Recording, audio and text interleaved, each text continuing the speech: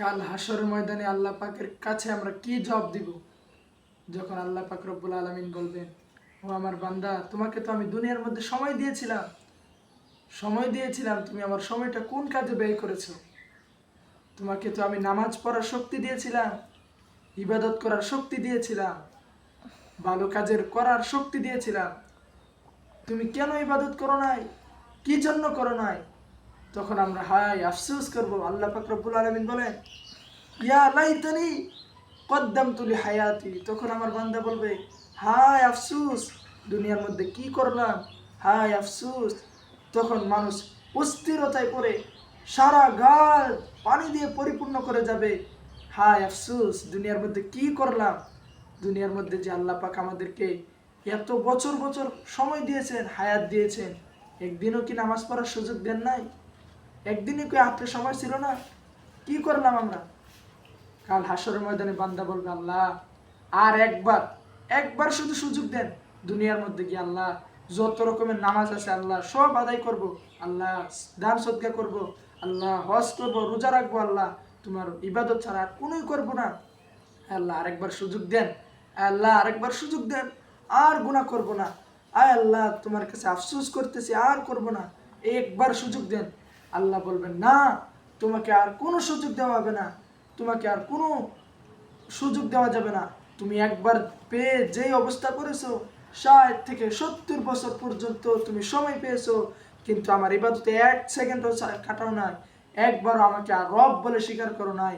তুমি ইসলামের বিরোধিতা করেছো, তুমি ইসলাম ধর্মের বিরোধিতা করেছো, কোরআনের বিরোধিতা করেছো, আলেম ওলামাদের বিরোধিতা করেছো, তুমি নবীদের বিরোধিতা করেছো। তোমার কারণে একজন বিজ্ঞ আলেম এই সমাজে থাকতে পারে নাই, তোমার কারণে একজন আলেম গ্রামে থাকতে পারে নাই, তোমার জন্য একজন আলেম শহরে বন্দরে থাকতে পারে নাই, এমনকি দেশেও থাকতে পারে নাই। তোমার জন্য একজন আলেম দেশ ছেড়ে দেশান্তরে গিয়ে অন্য দেশে গিয়ে বসবাস করতে হয়, ঠিক কিনা? কিন্তু আজ আমাদের কি অবস্থা হচ্ছে? একজন হুজুরকে আমরা সম্মান দিতে ভুলে গিয়েছি, তার কদর থেকে আমরা বঞ্চিত করছি। কিন্তু মূলত সমাজের মধ্যে তারাই আমর বিল মারুফ করতেছে, সৎ কাজের আদেশ করতেছে, আমাদের চোখ খুলে দিচ্ছে, কিন্তু আজকে তাদের সম্মানই আমরা খেয়ে ফেলতেছি, তাদের সম্মান দিচ্ছি না। সামনে দিয়ে যাচ্ছে তো যাচ্ছে, কি হচ্ছে, কি হয়েছে? যাইতেছে তো যাইতেছে, সালাম নাই, উস্তাদের সাথে গোসা মজা খাচ্ছে, ধাক্কা ধাক্কি লাগতেছে। উস্তাদ যে মনেই করে না, না আছে সালাম, না আছে হুজুরের মর্যাদা। একটা হুজুর আমাদেরকে আদেশ নিষেধ দেন, আমর বিল মারুফ করেন, আদেশ করেন, সৎ কাজের আদেশ করেন, আবার খারাপ কাজ থেকে টেনে হেসড়ে নিয়ে আসেন, কারণ তিনি জানেন জাহান্নাম জান্নাতের বিষয়ে।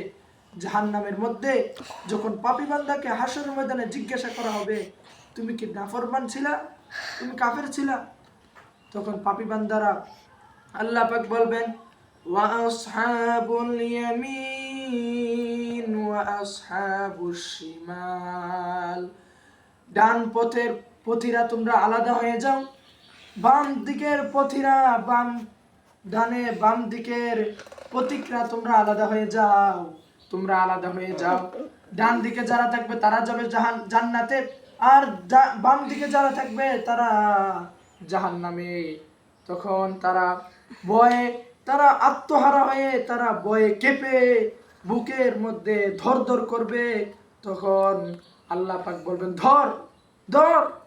এই দৌড় আওয়াজ শুনে সমস্ত কাফেররা, পাপী ব্যক্তিরা দৌড় দিবে, কিন্তু দৌড়ে পালাতে পারবে না, তাদেরকে ফেরেশতার মাধ্যমে পাকড়াও করা হবে। আল্লাহ পাক বলবেন, খুজু ফাগুল্লু, আল্লাহ পাক বলবেন, খুজু ফাগুল্লু, ধর এটারে পাপী বান্দা, এটা পাপী বান্দা, তাকে শিকল দ্বারা বদ্ধ কর, শিকল দিয়ে বদ্ধ করে তাকে পার মধ্যে শিকল দিয়ে বাঁধবে, গলার মধ্যে শিকল দিয়ে বাঁধবে, এই শিকল দিয়ে তাকে টেনে হেসড়ে তাকে জাহান্নামের মধ্যে নিক্ষেপ করা হবে। সুম্মাল জাহিমা সাল্লু, তাকে জাহান্নামের মধ্যে ফেলাবে। সুম্মা ফি সিলসিলাতিন যারউহা সাবউনা যিরাআন ফাসলুকু, জাহান্নামের মধ্যে ফালানোর পরে সমস্ত জাহান্নামী ফেরেশতাদেরকে বলবে, পাহারাদারি ফেরেশতাদেরকে বলবে, ও ফেরেশতারা শুনো শুনো, এই নাফরমানকে চিনে রাখো, এই নাফরমানকে চিনে রাখো। সে দুনিয়ার মধ্যে নবীদের সুপারিশ করে নাই, নবীদের বাতানো পথে চলে নাই, সে পাপ কর্ম করেছে, নাফরমানি করেছে, গাফলিত করেছে, উদাসীনতা করেছে, আল্লাহর ইবাদত করে নাই, নামাজ পড়ে নাই, কোরআন পড়ে নাই, হাদিসের বিরোধিতা করেছে, নবীর বিরোধিতা করেছে, আলেম ওলামাদের বিরোধিতা করেছে, তাদেরকে জাহান্নামের মধ্যে ফালাবে। তখন ফেরেশতাদেরকে বলবে, তাদের আমলনামা দেখো, তারা জাহান্নামে এই জন্য এসে রোজা রাখে নাই, রোজার সময় তারা গাফলতি করেছে, মসজিদে এসে নামাজ পড়ে নাই, গাফলতি করে সময় কাটিয়ে দিয়েছে। ও আল্লাহ, এই ব্যক্তিরা জাহান্নামী। এই জন্য আল্লাহ পাকের কোরআনের কথা মতো আমরা চললে জান্নাতে হতে পারবো। আল্লাহ পাক রব্বুল আলামিন আমাদেরকে একটি পথের নিশানা দিয়েছেন, সেই পথটি হলো ইহদিনাস সিরাতাল মুস্তাকিম। ইহদিনাস সিরাতাল মুস্তাকিমের পথে চলতে হবে। হায়াত একবারই আসে,